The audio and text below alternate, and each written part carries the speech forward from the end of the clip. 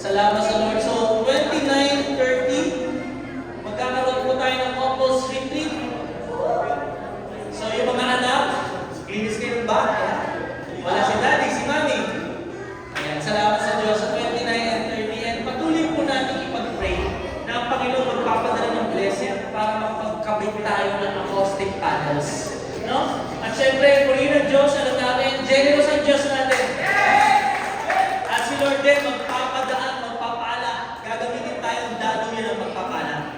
Sige, tayo po tayo at basahin natin ang salita ng Panginoon sa Ecclesiastes o mga ngaral, chapter 12, verse 1. Babasahin ko po sa Tagalog. Ready na tayo? Sige, sabay-sabay basahin po natin. Alalahanin mo ang iyong manlilikha sa panahon ng iyong kabataan, bago dumating ang mga araw na taon na puno ng kabuluhan, panoong hindi mo na madama ang tamis ng mabuhay. Panginoon, maraming salamat po. Kami nagpapasalamat at pupuri sa iyo sa malayang oras na binigay mo sa akin. Nandito kami para makapakinig ng salita. Kaya Lord, ikaw ang magturo sa akin. Mangaral, mangusap ka, makita namin na sa'yo lamang namin matatagpuan ang lahat ng kailangan namin sa aming buhay. Panginoon, pagpalain niyo po kami ng karunungan, kaalaman at pangunawa. Sa gayon, hindi lamang kami maging tagapakinig. Isasabuhay namin ang bawat marinig namin at kami patuloy na lalago, pagbabago ang aming buhay. Sa pangalan ni Jesus, everybody say, amen. Palakpakan natin sa salita ng Diyos. Sige po, pwede na tayo po. Magandang hapon po sa ating lahat. Ready naman tayo to receive God's Word? Kanina pinag-uusapan natin, sinabi ko nga sa mga kapatid natin, alam mo, praise God, kasi napakasarap naman po talaga magpuri sa Diyos. Amen? Kasama rin natin yung mga kapatid natin, galing kanina, ay nandito rin, di ba? Kaya, thank you Lord, at patuloy natin ipanalangin na ang Diyos din ang magpupuno ng iglesia dito sa Bacoor. Kasi doon sa Las Piñas, dumadami, lumalago din po, no? At hindi lamang tayo gusto natin na doon, kundi maging sa lugar na ito. So, sa pagsisimula po ng mensahe ng Panginoon, I was really praying God for this week na, Lord, ano po message mo sa amin? Alam mo, napakalinaw ng sinasabi ng Panginoon sa akin. Ano yung gusto ko sabihin din sa inyo? And it's very clear, wala nang duda. Oh, Lord, wow. Okay, sige po. Sasabihin ko po yun. Ngayon, bago tayo magsimula, bago ko i-share sa inyo, honest. Totoo, honest kayo ha. Taas kamay. Sino rito nakapaglaro kayo ng tagu-taguan? Yan. Tingnan nyo ang itsura. Yan, matatanda na yan. Totoo, di ba? Ayun yung mga panahon na lumalabas tayo ng bahay. Di ba? Pag tagu-taguan, ano yan eh? May taya, may mga kalaro pa. Tapos may sinasabi tayo, di ba? Tapos pipikit kang gano'n sa poste, sa pader. Ano sinasabi? Tagu-taguan, naliwanag, taguan. Tayo'y maglaro, ha? Tagu-taguan. Pag bilang mo 10, nakatago na kayo. Lalo na yung mga United, hahanapin mo.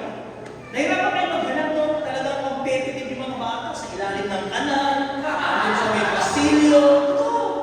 Eh yung sa lugar namin, mayroon itong tindahan ng loop. Talagang nandun sa sako. So pag nahanap mo, hindi naman ikaw taya, susunod naman yung taya. Diba? Meron kami kalaro, grabe. Ang tagal ng pagkahanap namin, gabi na di pa rin namin nakita. Alam mo kailan namin nakita? Kinabukasan. Totoo! Kasi lang ginawa niya, naglalaro na, biglang sumunod yung tatay ko, umuwi na lang ako. Loko, hindi nagpaalam. Pero alam niyo, lahat po tayo parehas na sa buhay natin. Kung yung sa taguan, naghahanap tayo ng kalaro, ng mga bubon natin, bawat isa sa atin, meron din tayo nahanap sa buhay.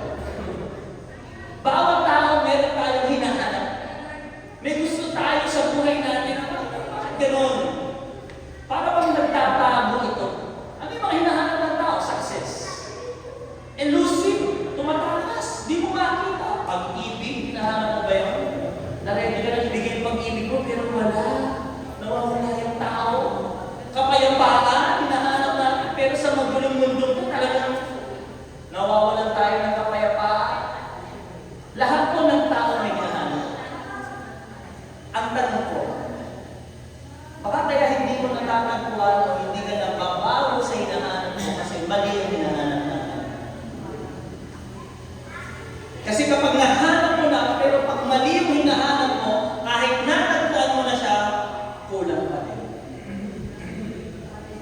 Kaya baguhin natin, isipin natin, tama ba itong hinahanap mo?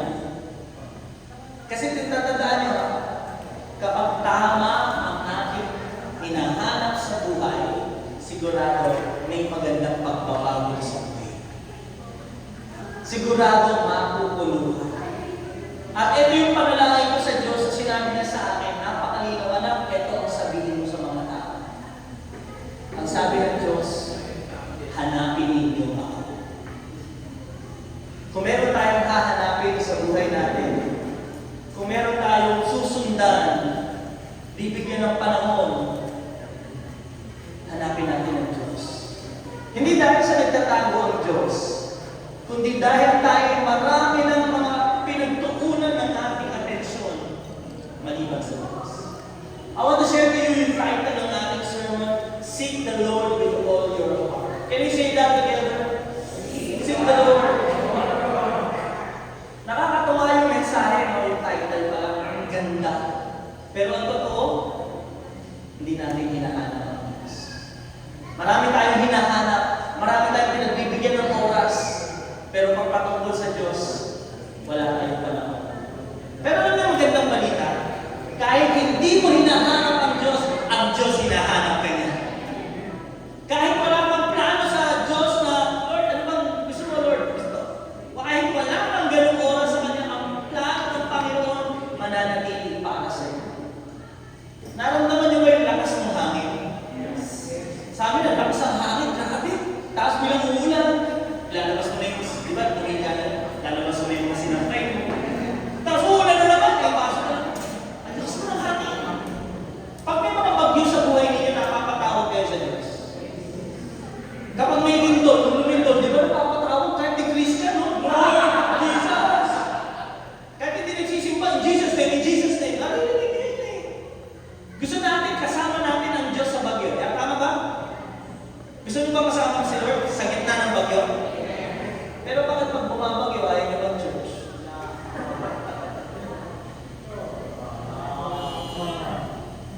Gusto natin kasama ang Lord sa gitna ng mga bagyo, pero pag umuulan, tamad na tamad tayo magsimba. Iba yung hinahanap natin, sopas, champorado. Tuyo. Ano kaya masarap na yun? Linggo. Maintindihan naman ni Lord.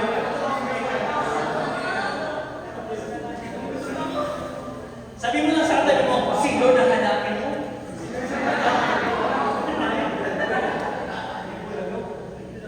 Lahat po tayo may hinahanap. Tama ba? May pinoperson. We seek something. Something na young people, sininahanap ng mga kabataan yan. Karera, love life, nasa na siya, hindi mo siya makita. Di ba? May mga hinahanap kayo eh. Ano gusto nyo? Kasikatan? Magiging popular? Maraming followers? Mga tatay, mga tatay may hinahanap nito? Totoo, seryoso. Mga father na nagpo-provide sa family, ang hinahanap nila? Naghahanap sila ng trabaho na talagang magpupuno sa pangangailangan ng pamilya nila. Mga kumpanya, gawain, kung kikita sila ng pera para hindi na sila mag-aalala para sa mga pangangailangan ng pamilya. Mga nanay, ang hinahanap ng nanay.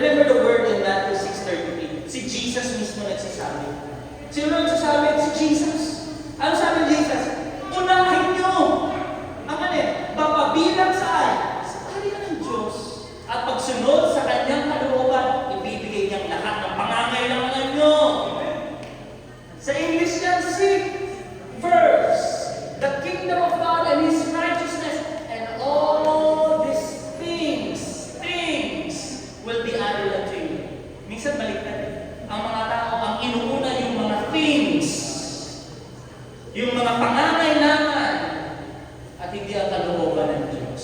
Nakakalungkot po. Pero totoo po, baka ganito din tayo.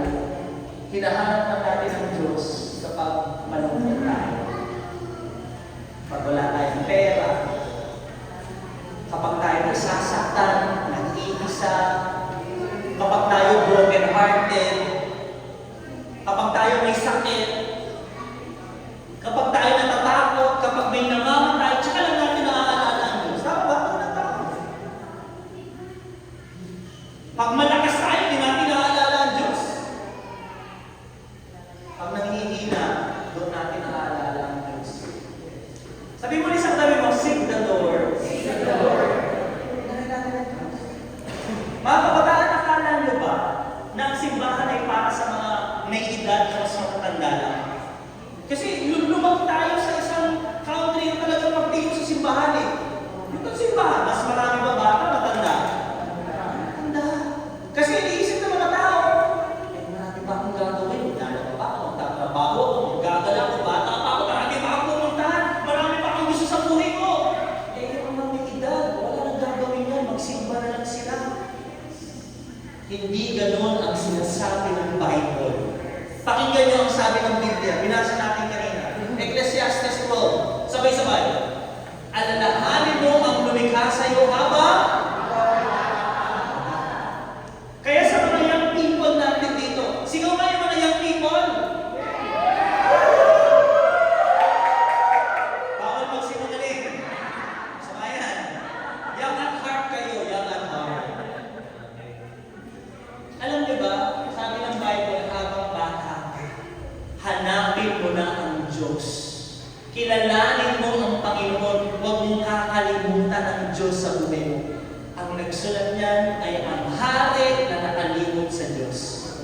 Pag nagbabasa kayo ng Bible, kailangan niyo maintindihan yung konteksto sino sumulat. Yung book ng Ecclesiastes, isinulat niya ni Haring Solomon na napakatalino, marunong binigyan siya ng panunungan galing sa langit. Pinakamayaman siya. Pinakasikat na hari sa kanyang panahon. Sa kanyang panahon, walang gera. Talagang yung mga silver and gold na, kaya magkaalat mo yan. Sa sobrang karunungan niya, naisulit na yung Proverbs or Kawikaan. At dahil siya isang hari, na inulab siya sa isang babae. Kaya isinulat niya yung Song of Songs or Song of Solomon. Kaso na-inlove na naman siya sa pangalawa. Sa pangatlo na-inlove na naman. Sa apat na-inlove na naman. Apat na-inlove siya na-inlove. Naging 1,000 sa babae sa buhay ko. Lahat ng meron, lahat ng gusto ng tao, meron siya. Pero ano sabi niya? Pag binasa niya yung mga basahin ko yan, sa opening chapter 1, ang sabi niya, ang buhay ay walang kabuluhan. Life is meaningless. Alam niyo kung bakit? Kahit na lahat ng bagay dito sa mundo meron ka, pag wala kang Diyos sa buhay mo, wala pa rin. Kulang pa rin. Kaya kailangan natin si Lord sa buhay natin. Hindi ko sinasabi na magpapasto na lang tayo. Hindi ko sinasabi kalimutan yung trabaho, yung negosyo. Hindi.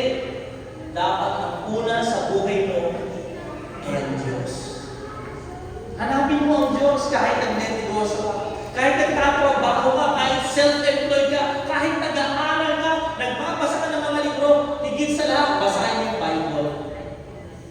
Kung gaano ka kasipag sa eskwela, dapat mas lalo kang masipag sa pagde-devotion sa Diyos. Yun na. Kasi kung sino yung inuuna mong ibig sabihin, mahalaga siya sa iyo. Ano ba ang mga dahilan bakit natin uunahin ang Diyos? Gusto ko po i-share sa inyo ang tatlong bagay na hinahanap lagi ng tao.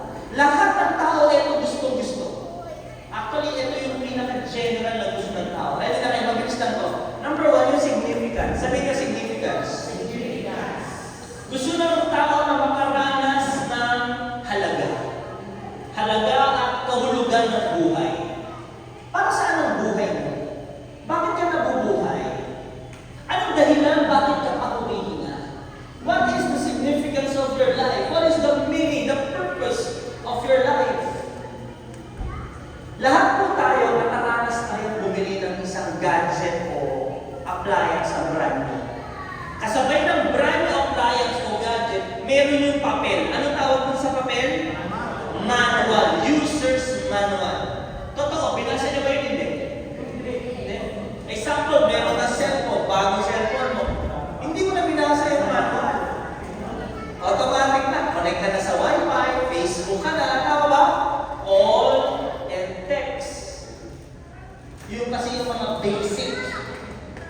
basic features ng phone. Pero pag binasa mo yung manual, meron pa palang magagawa yung cellphone mo na magugulat ka, talaga, kaya na palang gawin ito. Alam mo sa buhay ng tao kanina, akala ng tao, ang buhay ay mag-aaral. Ang sunod mag-aaral, gagraduate. Pagka-graduate, magtatrabaho. Pagka-trabaho, mag-iipon, mabibili ang gusto, nakaipon, magnenegosyo, magpapatayo ng bahay, ng kotse, tapos ang sunod? Papamilya, tapos ang sunod? Papayaman, ang sunod? Pag nasa iyo na lahat, ang sunod? Mamamatay. Tama ba yung sinasabi ko? Mamamatay. So, ibig sabihin, isipin nito pare-pares na tayo ginagawa. Para tayong ginawang produkto na maraming ginawa ang Diyos. Sa factory, pare-parehas yan. Ganun ba ang pagkagawa ng Diyos sa atin? No. God created us uniquely, designed us so intricate, detailed ang pagkagawa ng Diyos sa atin. Yung thumbprint mo, walang kaparehas. 8 billion people in the world. Billion! Pero walang kaparehas yung thumbprint mo. Ibig sabihin, hindi ka mass-produced. Isipin mo yun. Bakit ikaw ay ginawa ng Diyos uniquely? Bakit ikaw ay buhay? Sa dami ng mga namamatay araw-araw, isipin nyo, kada segundo may namamatay, bakit hanggang ngayon buhay ka pa?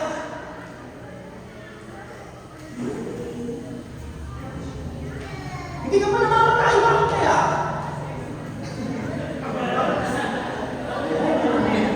Yung kapit buhay ko,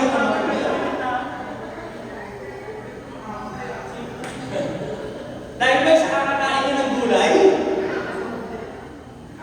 Isipin nyo lang, isipin nyo. Sabi mo sa katabi mo, may dahilan ng buhay mo. Tama ba? Merong dahilan ng Diyos bakit buhay ka pa hanggang ngayon. At yun ay matatagpuan mo hindi sa pera, hindi sa trabaho. Isipin nyo, kung ang buhay ng tao ay para magtrabaho na magtrabaho, ang lungkot mo. Yes or no? Kung ang sabi nga nila, it is slowly at the top. It's slowly at the top. Kahit makarating ka dun sa success, gusto mo doon, malungkot pa din. Ang tunay na kahulugan ng buhay, hindi pag narating mo yung success, hindi ka magdumami ang pera mo, hindi ang trabaho. Alam mo, malalaman mo, ang magbibigay ng kahulugan sa buhay natin ay ang Diyos na gumawa sa atin. Ako po ay isang personal na patotoo na kung saan ang buhay ko yung noon, wala akong direksyon. Kung ano-ano yung sinubukan ko, para lang maging masaya ako, mapuno ang aking buhay. Isipin mo yung bata ko, pangarap ko maging doktor. Nga lang sa pag-angat mo sa buhay, di ba, doktor, nakikita mo yung realidad, nakikita mo yung hirap ng buhay, ay mahal pala, nurse na lang. Hindi ko naman sinasabi mas mababa yung nurse, pero mas mabilis mag-nurse. Tama ba? Ganun din ba kayo? May mga classmate kayo, ang taas ang pangarap? Dati, pangarap nito, astronaut na.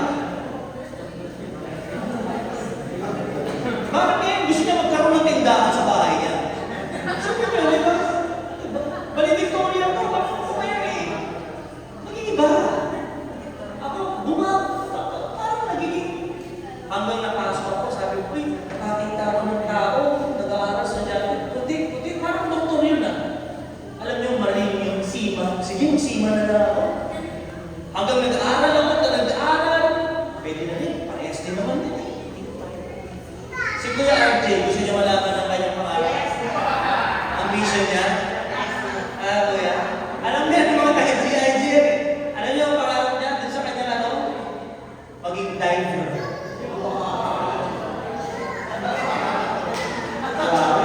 Di ba si Kuya Aaron, gumagano tayo? Ewan ko ba kung bakit, anong sisisirin dito sa ilalim ng dahil?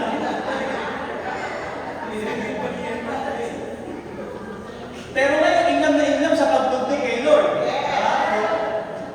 So, ano ibig ko sabihin, mga kapatid? Nawawala ako sa direksyon. Ako nagpunta ako sa ospital, naging factory worker, nag-apply sa mga fast food chain, nag-apply sa mga SESC, nag-apply din ako doon. Nagtinda rin ako negosyo until such time na nakonect ako sa business world. At doon sa business na yun, merong kumpanya na pinagpa-Bible study. At doon sa Bible study, doon ako natagpuan ng Panginoon. Nabasa ko na kahit hindi ka pala masamang tao, kahit mabait ka, mapupunta ka sa impyerno dahil sa issue ng kasalanan. Ang kabayaran ng kasalanan ay so sa pamamagitan ng mga kapatid, nagkaroon kami ng business, doon ako nakilala ni Sister Bell. Pinag-pray niya ako. Hindi ko kayo yun. So, nanaginip daw siya, ako daw yung makapangasawa, nakinilig siya. Parang iba yung kwento mo no? Basta kung siya na lang nag-preach, iba rin yung kwento niya. So, sa mga pamamagitan nag-aaral kami, hinahanap na rin siya, and doon na nag-start yung family namin sa worship team kami, kumakanta na sa church kasi naging Christian ako eh. Siya nag-i-invite sa akin sa Bible study. Sinesala niya ako ng word, nilalaksa ko yung radyo. Ayoko na. Sige mo. Nag-invite siya sa Bible study. Atin kayo. Tumatakas kami. Kunyari may client kami. Ano namin yun? Until such time na kung yung tinalo ng Panginoon, I've been part of the worship team ng isang church. Yung pastor umalis at sa Bulacan, nagkayo ng simbahan doon. So, pinagkatiwala sa pangangalaga namin. Sipin niyo na 15 tao. Sina Mami, sina Kuya RJ, mga pinsang ko, di nakikinig, si Mami ang nandandal sa likod. Paano ko magpapastor? Ang gugulo nyo. Hindi kayo nakikinig. Pero po rin ng Diyos, lumalab ang simbahan. So, yung pala ako tinama. Nalaman ko na yung nakulugan ng buhay ko. Ano ako? Kaya lang na sa buhay natin, sabi sa Ephesians Jeremiah chapter 29, verse 13. Basahin ko. Kapag hinanap niyo ako, ako'y inyo. Kung buong puso ninyo ako hahanap. So, paano ko nahanap ang Panginoon? Umattend ako ng gawain. Bible study. Umattend kayo ng Bible study. Kaya ngayon na umattend kayo sa gawain, ibig sabihin, hinahanap niyo ang Diyos sa buhay mo. At ang pangako ng Diyos, matatagpuan mo siya sa iyong paghanap. Amen!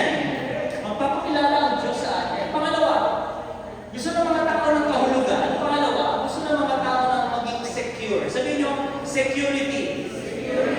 O, seguridad. Ayan. Ano ba yung security? Kapag may security ka, hindi ka nag-aalala. Kapag secured ka, marami kang pera, hindi mo na iniisip yung kakainin yung bukas, hindi mo na iisipin yung aircon, yung Meralco, hindi na. Wala na sa yan. Kasi financially secured ka na. Tama ba ba?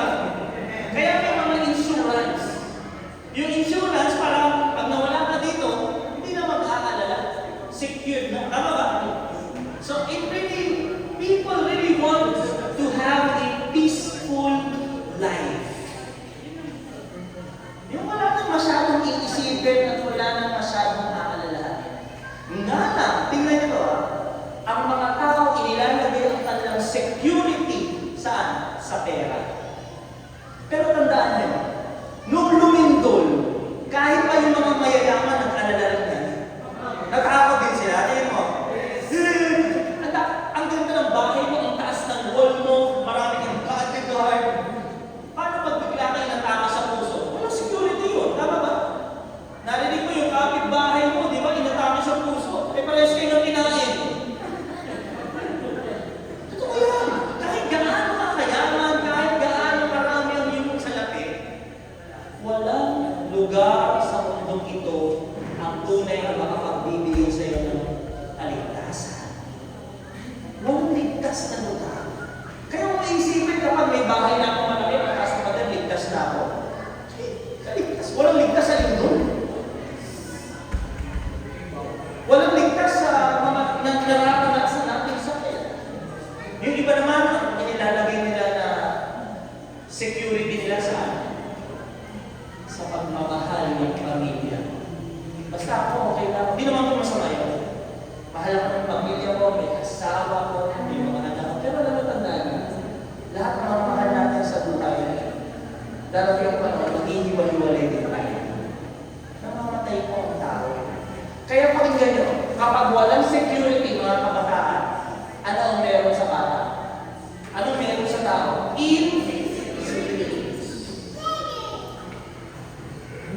Hindi siya feel safe. Hindi siya secure. Maaring insecurity natin sa ating facial features. Maaring sa color ng skin. Insecure tayo kasi ito yung nakarangan natin. Insecure tayo kasi ito yung damit natin. Meron tayong mga flaws. May mga imperfections ang tao. Kaya minsan may mga nahihiya, ayaw makipagtanong si why? Insecure. Maaring kasi naranasan niya na hindi siya minahal noon, kaya ang liit ng tingin niya sa kanyang sarili, hindi siya tinanggap noon, kaya ayaw niya, maliit ang kanyang tingin sa kanyang sarili. Pero pwede ka naman maging talagang secure. Gusto niyo malaman ng sikreto. Pastor, nakikinig ako when it comes to insecurities. Parang may mga insecurities. Alam niyo kung paano kayo mag-feel secure 100%? Gusto niyo malaman? Number 1, isa lang. Kailangan perfect ka. Kailangan perfect ka. Kailangan wala kang kapintasan. Kasi ang taong perfect, ano ba ikakahila niya? Wala. Ano ipipinta sa kanya? Wala. Ang tanong, meron bang perfect sa atin? Kahit ako may mga insecurities din ako. Kapag humaharap ako sa salamin, kapag nakikisalamuha ako sa mga tao, ay, ito lang yung pinag-aralan ko, hanggang ganito lang yung alam ko, ito lang yung English ko, dictionary ko, hindi ko masyadong dala-dala. Alam mo yan, may mga insecurities tayo. So tanong, paano tayo masisecure? Simple lang. Kailangan mo ng isang perfect person na kung saan doon mo kukuhain ang iyong pagkatao. At ang magandang balita, merong Diyos na perpekto na nagkatawang tao na walang kapintasan, walang kasalanan, na kahit anong ibato sa Kanya, siya'y matuwid, siya'y katotohanan, siya'y perpektong Diyos, walang iba, si Jesucristo na ating Panginoon. Amen! Kaya alam nyo, ginagawa ko ngayon, hindi na ako insecure. Bakit? Ang buhay ko, ang halaga ng buhay ko, hindi kung sino ako ngayon. Ang halaga ng buhay ko, dahil perfect si Jesus, tanggap niya ako, minahal niya ako, kahit hindi ako mahalin ng tao, okay lang, mahal ako ni Jesus. Kahit hindi ako tanggapin ng mga tao, okay lang, tanggap ako ng ating Panginoon Jesus. Kahit hindi nila ako pansinin, okay lang, mahal na mahal ako ni Lord. Kahit hindi ako binibigyan ng halaga, okay lang. Pero ang Lord, sobrang halaga ko, binayaran niya ako ng dugo niya. Doon mo kukuhain ang iyong identity for you to be secure in your life. Kasi kapag sa bulsa, nauubos ang pera. Kapag sa mga gamit, naluluma. Pero ang security ko, identity ko na kanino? Sabi mo sa katabi ko, anak ka ng Diyos. Amen! Kaya kahit sino kaharap mo, hindi ko matatakot, hindi ko maiyak. Bakit? Anak ako ng Diyos. Yung bahay mo, tinatayo ng bahay mo, tatay ko may-ari niyan. Yes! Siya ang may-ari ng lahat. At kapag sinabi ng tatay ko, stop, stop talaga yan. Ang hari ng mga hari ay kasama ako, pwersa ng langit, may mga angels ako, hindi mo alam makikita. I feel secure. I experience true security, peaceful life. Kanino? Kay Jesus. Sa Diyos lang. Yung tunay na kahulugan ng buhay ko, sa Diyos ko natagpuan. Yung tunay na kapayapaan, kay Jesus ko natagpuan.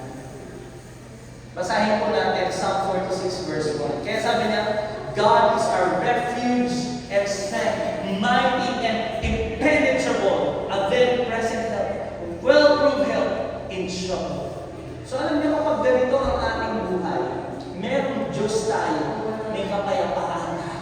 may seguridad tayo na kahit ang mangyari sa mundong ito, alam natin, merong Diyos, Ama, na nakakakita ng lahat ng nangyayari sa buhay natin.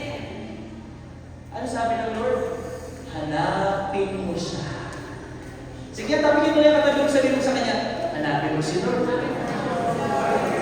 Seek the Lord with all your heart. Huwag mo kakalimutan. Isaiah 55:6, basahin po natin. Hanapin mo si Yahweh habang siya'y manalangin ka sa Kanya. Sino dito gusto na makilala ang Diyos? Sino si Jesus sa inyo? Savior, provider, sino pa?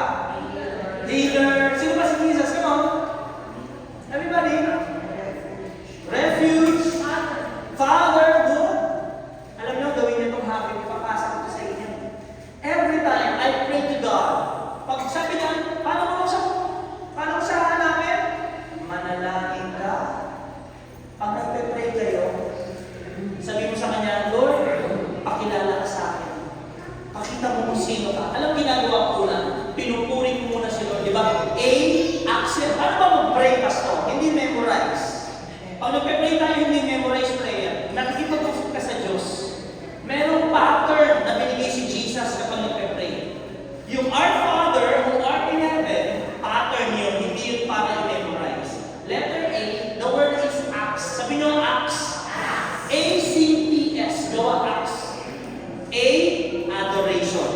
Purihin mo ang Diyos. Letter C, confession. Humingi ka na, tawad sa kasalanan mo. Letter T, thanksgiving. Magpasalamat ka sa mga ginawa ng Diyos sa buhay mo. And letter S, supplication. Ibig sabihin, hihingi mo sa Diyos ang mga pangangailangan. Alam mo, kapag nag-pray tayo, ibig sabihin, hinahanap mo ang Panginoon. Gusto ko i-share sa inyo ito para mas makilala mo siya. Papakilala siya sa iyo. Araw-araw. Pinupuri ko siya from A hanggang Z. ABCD hanggang Z. Hindi ako tumitigil hanggang hindi ko natatapos hanggang Z. Letter A, you are all powerful.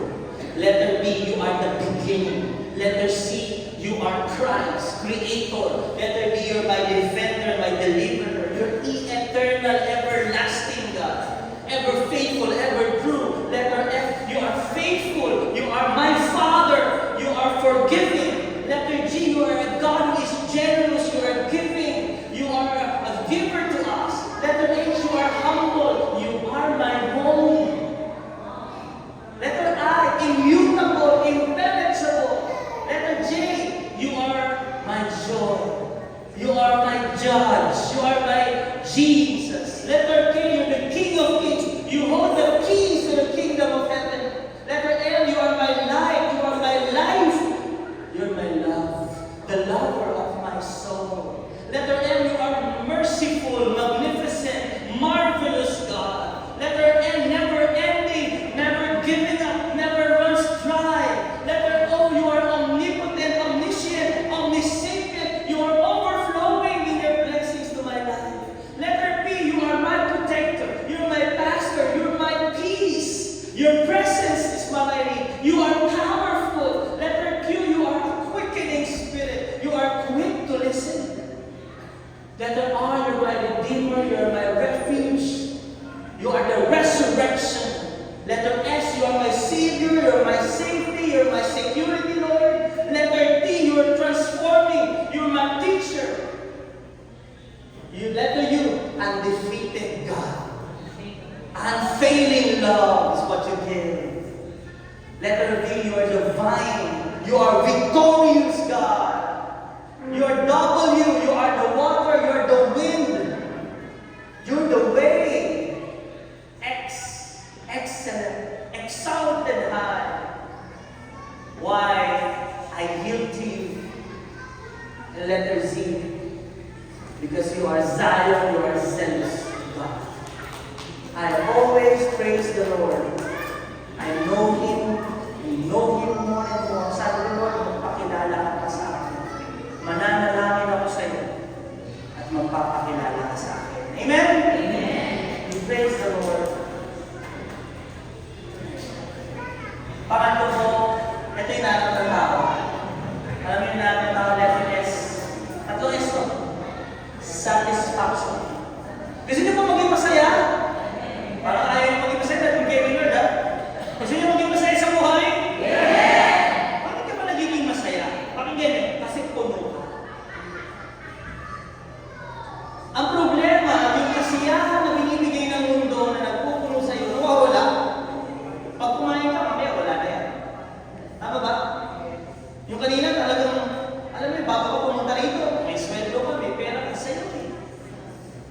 yung satisfaction, yung true happiness na ibibigay sa iyo, Lord, mananatili sa buhay. Na hindi siya nakadepende sa mga bagay, sa mga material na bagay ng mundo ito, kundi sa Diyos. Maraming mga celebrities, kilala, mapera, anyan sila, pero sa huli, they're battling depression. Malungkot sila sa kanilang buhay. Akala naman ang pera ay nagpapasaya sa mga tao lagi. Hindi. Makakabili ka ng mga bagay na magpapasaya sa iyo. Pero hindi lagi nagbibigay ito ng kasiyahan.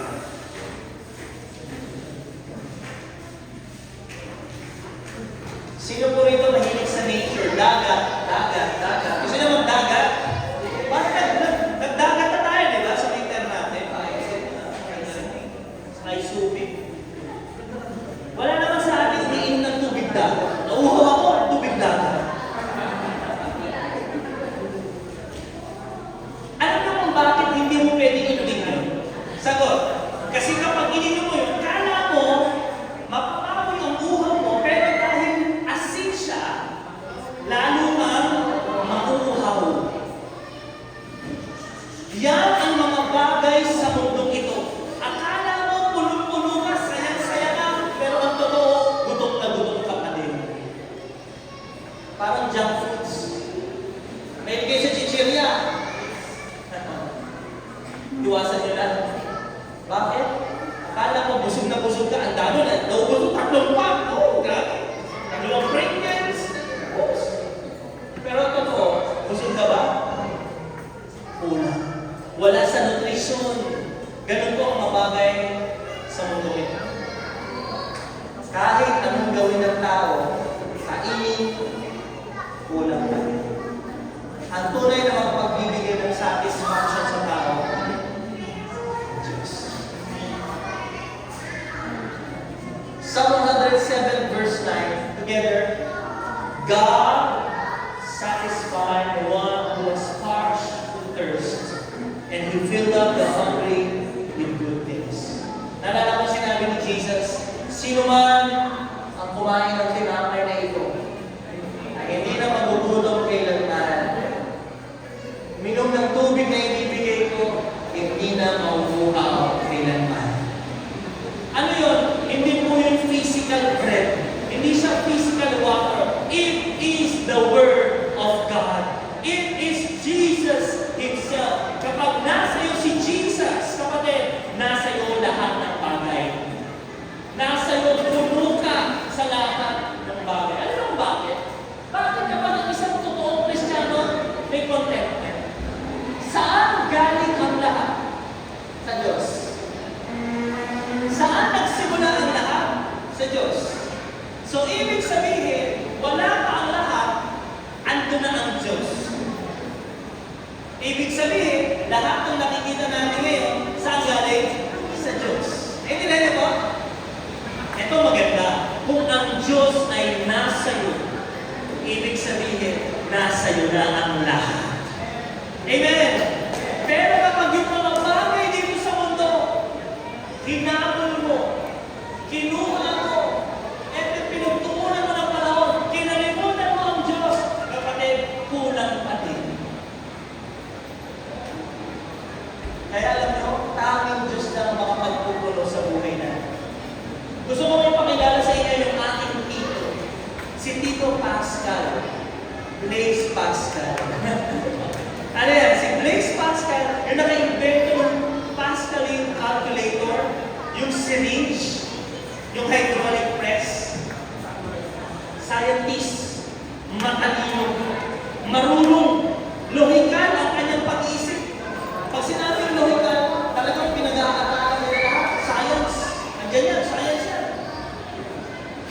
Sa kanilang paghahanap para ipaliwanag ang mga bagay, napagpuan niya na may mga bagay na hindi mapapaliwanag. Sabi niya, there is a what? God-shaped vacuum. Alam niyo yung vacuum? Yung humihigop. Sabi niya, bawat puso ng tao, parang may vacuum. Kahit anong ilagay mo, kulang pa rin. Tama ba? May asawa ka naman, pero masaya nyo naman, kulang. Kumain kayo, nagpunta kayo sa magandang lugar, kurang pa din. Nawawala. Hinihigop. Sabi nga, yung puso ng tao, para may vacuum. Kahit anong ilagay mo doon, na mga material na bagay, sadyang kulang pa rin. Sapagkat ang Diyos na gumawa ng puso ng tao, ang siyang Diyos lamang ang makapagpupuno sa butas ng puso mo. At yung Diyos na yon ay ipinakilala sa pamamagitan nino, Jesus Christ. Ibig sabihin, kapag nasa iyo si Jesus, yung butas sa puso mo, laging gulong. Laging umaapaw. Laging naroon. Bonus na lang ito mga kapatid. Kapag nasa iyo si Jesus, matatagpuan mo ang kahulugan ng buhay mo. Significance. Pangalawa, matatagpuan mo ang kapayapaan sa buhay mo. Security. Pangatlo, matatagpuan mo ang kasiyahan sa buhay mo. Satisfaction. Pang-apat, ang kailangan ng lahat ng tao is ang kaligtasan. Salvation. Tayong lahat ay haharap sa appointment ng buhay natin. Walang pinipiling edad, walang pinipiling gender. Healthy ka man o hindi, haharap tayo sa kamatayan. At ang tanong sa atin, kapag humarap ka sa kamatayan, sigurado ka ba na sa langit ka pupunta? 100% ba na masasabi mo na sa langit ka pupunta? Kung hindi, ito na ang panahon na makasigurado. Bakit ka pumunta sa langit? Bakit mabait ka? Paano yung mga kasinungalingan mong ginawa? Yung mga pangungupit mo nung bata pa, yung pandaraya mo, yung masamang pag-iisip mo, lahat ng tao makasalanan. Kaya babalik tayo sa mabuting balita. Amen? Alam niyo na to. Ano yung mabuting balita? Nasa kamay. Merong mabuting Diyos. Maganda plano ni Lord? Gusto niya tayo makasama? Napahiwalay tayo sa Kanya. Bakit? Lahat ng tao ay makasalanan. Ikaw, ako, at ang kabayaran ng kasalanan. Amen. Yan ang hatol sa akin. Hindi mo kayang bayaran. Hindi ko kayang bayaran. Kailangan natin magbayaran. Kapag humarap tayo sa hukuman ng Diyos, ang ating mga kasalanan, ano-ano, sinungaling, pagnanakaw. Sabi ni Jesus, kapag nagalit ka sa kapatid mo, nagkasala ka ng pagpatay, murderer. Tatlo lang yun. Pag humarap tayo sa hukuman ng Diyos, anong verdict sa atin? Guilty or not guilty? Oh, guilty. At ang Diyos na matuwid, ang hatol niya, kailangan mong parusahan. Sapagkat sinuway mo ang kautusan. Gumawa ka ng masama, kailangan mong parusahan. Sa dagat-dagat. Kung lahat tayo guilty, sino pupunta sa langit? Wala. Kahit nag-church ako, sabihin mo sa judge, sige, yung isang magnanakaw, murderer, sinungaling, sabihin mo sa judge, nag-church naman ako. Paparusahan pa rin niya sa no? Bakit? Kailangan niyang pagbayaran yung kanya? Sabihin niya, mabait naman ako magulang. Hindi ko naman inaalis yun. Sige, mabait ka. Pero kailangan mong pagbayaran ang iyong kasalanan. Tumutulong ako sa kapwa ko kapag binigay ako. Kukulong ka pa rin kasi no? Bakit? Kailangan mong pagbayaran ang iyong sabi ng judge ganito, pwede kang lumaya kung merong isang walang kasalanan na willing siya na maparusahan sa kasalanan na ginawa. Hindi ka na makukulong, hindi ka na itatapon sa dagat-dagatang apoy kung merong tatanggap ng parusa na dapat para sa iyo. At purihin ng Diyos dahil sa kanyang dakilang pag-ibig sa atin, ipinadala niya ang kanyang bugtong na anak. Diyos na nagkatawang tao, na buhay gaya mo, naging laman at dugo para ipakita sa atin ang buhay na perfecto. Pero siya'y pinarusahan tulad ng isang makasalanan. Ang parusa na para sa atin, siya'y tumanggap. Siya'y namatay sa krus. Alam niyo kung gaano kahirap yung pinagdaanan ni Jesus? Pag binasa mo yung Isaiah, para siyang sinagasawang hayop na hindi mo na makilala kung tao ba ito o hindi. Si Jesus may balbas, oo. Pinulot yung kanyang balbas. Siya'y pinilingan, pinampas, binugbog, dinuraan. Siya'y hiniyak, walang damit. Bit-bit-bit-bit niya yung mabigat na kahoy, mga 60 kilos yun. Ang pako, 6 to 8 inches. Ang latigo na kanyang tinanggap, may mga butok baka sa dulo, nilapnos ang kanyang balat. Sobrang tindi ng hirap niya. Bakit? Sa galit ng Diyos sa kasalanan. Sino tumanggap? Si Jesus. Hindi si Pastor. Si Jesus. Bakit niya tiniis lahat ng yun? Bakit niya willing na tinanggap ang lahat ng yun? Alam niyo po kung bakit? Sabi mo sa katabi mo, mahal ka niya. Kahit na marami mong pagkukulang, mahal ka niya. Kahit na kinakalimutan ko ang Diyos, hindi ko siya hinahanap, mahal ka ni Jesus. At yung pagmamahal niya hindi lang sa salita, na kahit ikaw ay makasalanan pa, namatay siya para sa ating mga kasalanan. Para ang tao na makasalanan, siya yun si Jesus, ay magkaroon ng buhay na walang hanggan. Kanino? Sa pamamagitan niya. Sinabi niya sa krus, it is finished. Sa Griego o Greek, the word is tetelestai. The word is tetelestai.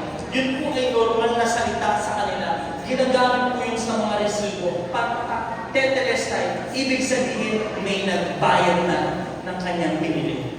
Ginagamit po yun sa business deal. Kapag nagkaroon ng exchange, may produkto ka, tinanggap ko, ibig sabihin, tetelestai, akin na yung produkto mo. Naintindihan nyo? Ginagamit yung tetelestai ng mga general, ng mga sundalo. Kapag nakikipaglaban sila at nagtagumpay na sila, sasabihin nila, it is finished, tapos na, matagumpay na tayo. Kaya alam nyo, nung sumigaw si Jesus, nung siya'y nasa krus, tetelestai, ang ibig sabihin, may resibo, binayaran niya na ng kanyang banal na dugo ang kasalanan ng sanlibutan. Sabi niya, tetelestai, yung mga nasa dilim, kapag sila'y sumampalataya sa akin, pupunta sila sa liwanag, tetelestai. Siya yung general na nagsabi, tetelestai, napagtagumpayan ko na ang kasalanan, napagtagumpayan ko na ang kamatayan. Oo, namatay ako, inilibing ako, pero nung ikatlong araw, buhay ako at nabubuhay ako magpakailanman. At ang sabi ni Jesus, lahat ng sasampalataya sa Kanya, kahit sila'y mamatay, bubuhayin sila muli. At sila'y hindi na makakaranas ng kamatayan, papawili niya ang lahat ng luha, wala ng kalungkutan, wala ng paghihirap, wala ng kamatayan, gagawin ko ng bago ang lahat. Ang pag-asa natin, hindi sa mundo nito, kundi sa mundong darating, sa bagong langit at bagong lupa. At kung ikaw ay narito ngayon, panghuli ang sabi ng Panginoon, dumating ang magnanakaw. Sino to? Si Satanas. The thief comes in John 10:10 to steal, to kill, and to destroy. Sabi ni Jesus, I came that they may have, you may have, and enjoy life and have it in abundance to the full till force. Ang plano ng Diyos sa mga anak niya, magkaroon ng buhay na ganap at kasiyasihan. Buhay na punong-puno ng kahulugan. Buhay ng may kapayapaan. Buhay ng may tunay na kasiyahan.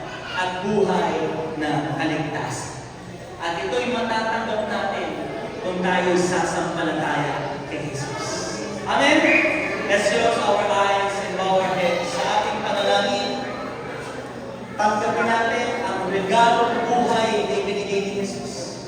Tanggapin natin ang pangako ng kanyang kagalakan, kapayapaan, ang kahulugan ng buhay mo, ang tunay na makapagpupuno sa iyo, si Jesus. Kaya sa mga pagkakataong ito, kapatid, mananalangin tayo. Pwede ba natin taas yung kamay natin sa Lord at tanggapin natin, manampalataya tayo, galing sa puso, sabihin mo ang panalangin na ito. Sabay-sabay, sabihin natin, Panginoon Jesus, salamat po sa ginawa mo para sa amin. Panginoon, inaamin ko po, makasalanan ako. Patawarin niyo po. Pinagsisisihan ko na po ang lahat. Binubuksan ko ang puso ko. Pinapapasok kita sa buhay.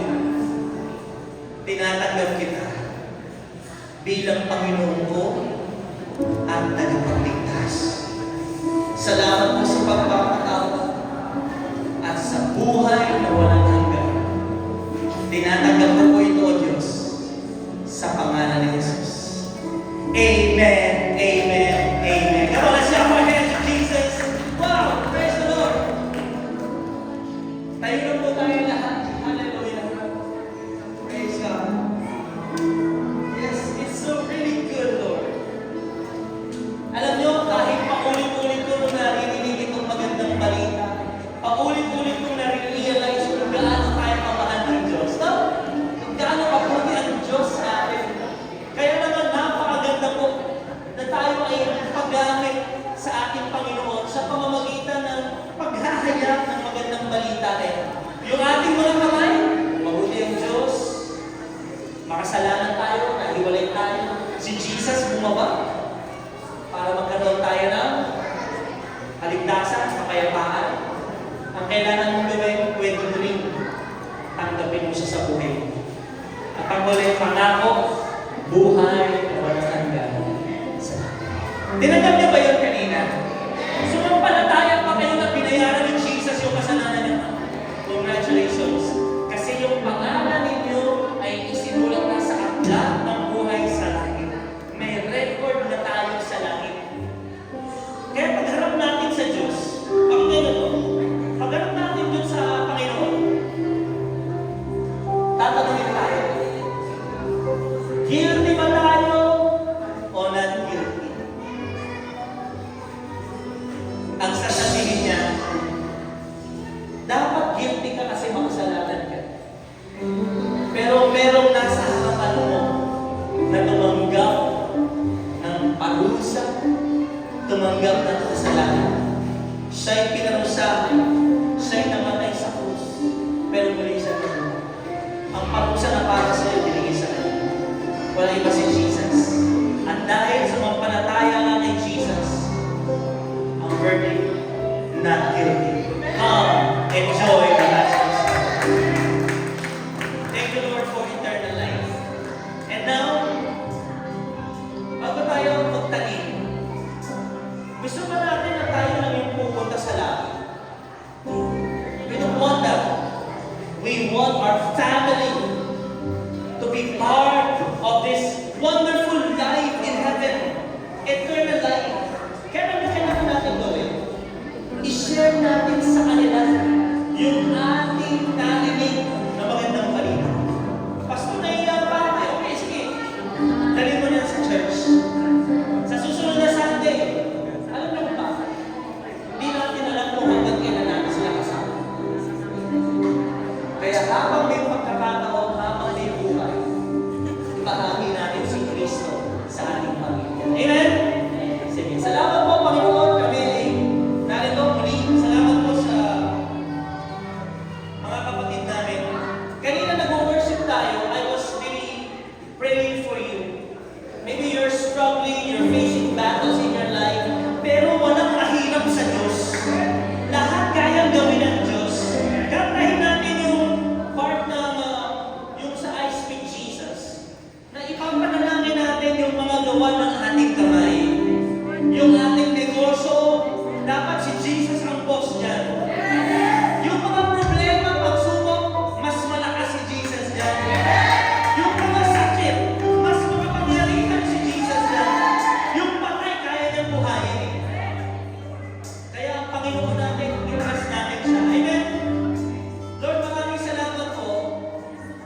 we sing this song, Father, hindi lang kami magbibigay, iba sa amin nagbigay kanina, but Lord, we would like to pray. Lift up our hands on the Lord Jesus Christ. Come on, lift up our hands. Father, we pray for these hands. We are speaking, declaring the name which is above every name. Ang pangalan mo'y higit sa lahat ng mga pangalan. Kaya Panginoon,